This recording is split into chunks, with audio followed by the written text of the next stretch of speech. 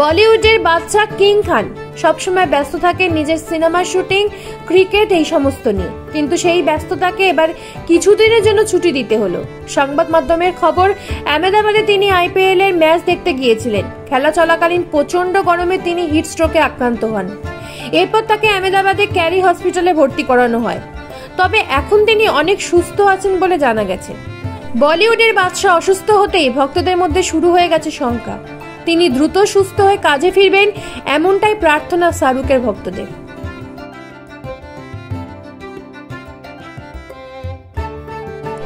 Sanjay Leela বনসালীর set থেকে তাদের প্রেম শুরু, এরপর বিয়ে, সংসার, নেট দুনিয়ায় ভাইরাল, সবেতেই সারা ফেলে দেওয়া দম্পতির দীপিকা রণবীর বাবা মা হতে চলেছেন এ খবর আমরা সবাই জানি, কিন্তু প্রথমবার বেবি বাম্পে দেখা গেল দীপিকাকে। এই দিন হলুদ রঙের পোশাকে আরো বেশি গ্ল্যামারাস লাগছিল দীপিকাকে। সবকিছু ঠিক থাকলে আগামী সেপ্টেম্বরেই জন্ম দেবেন সন্তানের।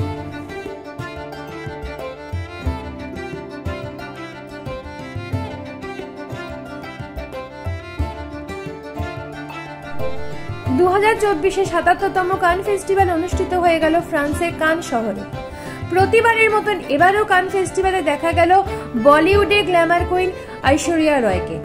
কানে রওনা দেওয়ার আগে মুম্বাই এয়ারপোর্টে হাতে প্লাস্টার নিয়ে মেয়ে আরাধ্যার সাথে দেখা গিয়েছিল ঐশ্বরিয়া রয়কে, যা দেখে অবাক হয়েছিলেন তার ভক্তরা। এই ভাঙা হাত নিয়ে তিনি কান ফেস্টিভ্যালে গিয়েছিলেন। একাধিক গণমাধ্যম থেকে জানা গেছে, কান থেকে ফিরে এসে তিনি তার হাতে অস্ত্রোপচার করাবেন। মেয়ে আরাধ্যার জন্মের পর থেকেই নিজের কেরিয়ারে লাগাম টেনেছেন ঐশ্বরিয়া, তবে ভক্তদের হৃদয় থেকে মুছে ফেলতে পারেননি তার নাম।